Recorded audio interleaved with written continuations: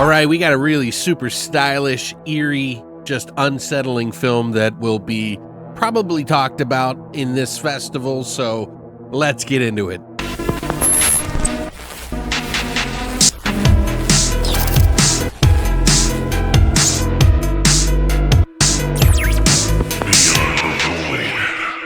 What's up, guys, and welcome back to Beyond the Void. My name is Alex, and today we're going to be doing a spoiler-free review of another Fantasia film that was at the festival for 2025, and this one is called The Wailing, or El Llanto, which means the crying.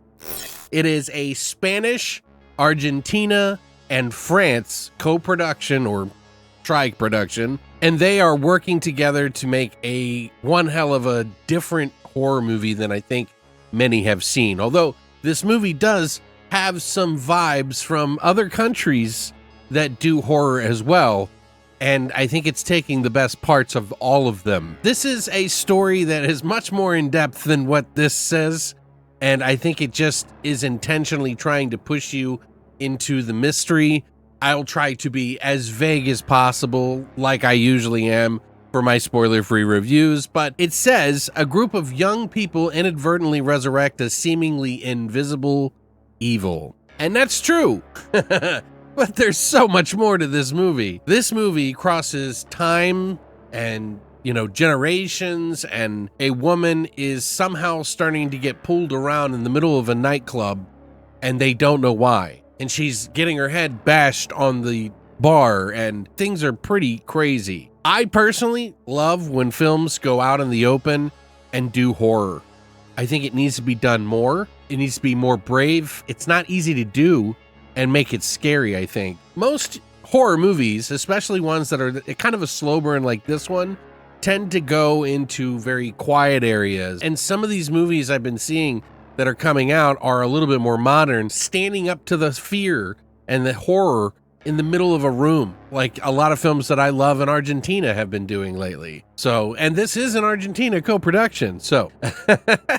But yeah, there's just a lot going on here with a woman in particular who is being haunted by something, and it expands over a couple of different characters in the story. I won't expose as to how they're connected or anything like that, but just know that there's pieces that are kind of laying about all over many generations and time. And this movie really does a good job of kind of blending all of those things. Now, yes, this is a supernatural film. There is supernatural elements. In fact, it has kind of a Japanese J-horror style approach to a kind of curse-like supernatural in this movie. And not to mention, they use technology as a means to kind of investigate it, which is also a staple of that Japanese thick atmosphere that you get with technology and a curse, and it keeps it its own thing. It doesn't really make it necessarily anything you've seen in the J-horror sphere, but it just sort of borrows some of the more modern elements. This feels fresh, well-paced in my opinion, although I think a lot of people are really going to have some problems with this movie, thinking that it's a little too slow. But man, does this slow cook the shit out of you for some pretty big payoffs by the end of the movie.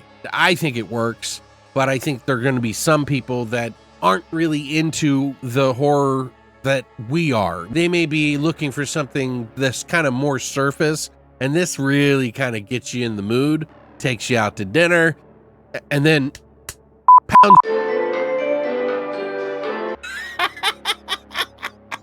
It gets you in the mood, and then it takes you there. That's all I'll say. I know I'm making jokes. This is a much highbrow picture. You'll notice that immediately when you start this film up. Oh, this is something different, The acting, the style about the movie, the way that it feels, all really feels like a very artistic interpretation of a film. It is done by Pedro Martín-Calero, who is actually he's done some shorts and things, but this is his first feature film, and he did a music video for The Weeknd called Secrets, which has a lot of really great architecture and style about that video, because I went to check it out just to kind of see And you can see that this director has a really good eye. And I think it really works really well, that style paired with horror in this particular case, because it adds to the level of scare. Like I mentioned J-horror, it also gives me vibes of like Suspiria, which the music in this fucking movie, man, is outstanding. Like it is haunting and it feels very much like something from Suspiria, that sort of goblin-esque but more modern style about it. Now the music has been done by Olivier Arson, who has done a lot of different stuff, including the movie Piggy, if you ever saw the movie Piggy, and a lot of other things. Extremely talented. This works like infinitely well with this movie in particular because it is just carrying all the vibes. And then the camera work mixed with the aesthetics, the cinematography is fantastic, the lighting, all of that is just so good. It really looks like it's just going to stand out, I think, in the festival. Now, again, it is a slow burn. There is a lot of payoff, I think, by the end of the movie, and it carried me along. But yeah, I wanted to see a little bit more, and I could see others maybe feeling the same way. But this is a damn good first foot forward for someone's first feature film. They got all the right people, and I think this team needs to get back together for another horror film because I am super looking forward to what they do next. I think they're doing some pretty masterful work in here, and I think that the scares could only increase the more they do films. If they choose to stay in this genre, which please do.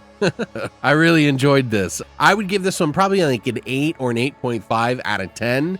This one is definitely up there, but there are some things about it that I think some people may or may not like, but I thought it was fantastic, and I think you're going to be hearing a lot of people talk about it. What do you think? Have you heard of this movie before? The Wailing, not the one that's from, I believe, Korea. There's another one called The Wailing, but this is from 2024 technically, and it's now just coming out in the festivals on the 2025. So, we should see it in the streaming services somewhere, hopefully soon. I don't know when that is, but I'm just letting you know ahead of time that you might want to keep your eyes out for it if you don't mind slow burns, you like that style, and you like some of the stuff I mentioned. Suspiria, J-horror, it's got it all in there. The scares, man, by the end of this movie, there was one in particular that I was like, oh, no. And I hate to say what it is because I feel like they kind of spoil some of it in the trailer a little bit. So you may not want to watch the trailer, but I'm going to put a little bit of it in here just to kind of give you an idea. But you'll see from some of the shots that this is really well shot. So also thank you, The Wailing, for allowing me to watch your movie. And of course, Fantasia Film Festival for allowing me to come along. Let me know what you think in the comment section down below. If you have, of course, any other movies that you think sound similar to this that I might need to check out, let me know in the comment section down below, and I will try to add it to my list. Now, I have a pretty big list, so bear with me. I know some of you guys give me ideas, and I don't get a chance to get to them right away for a multitude of reasons. But thank you for doing so, and as always, long live the void.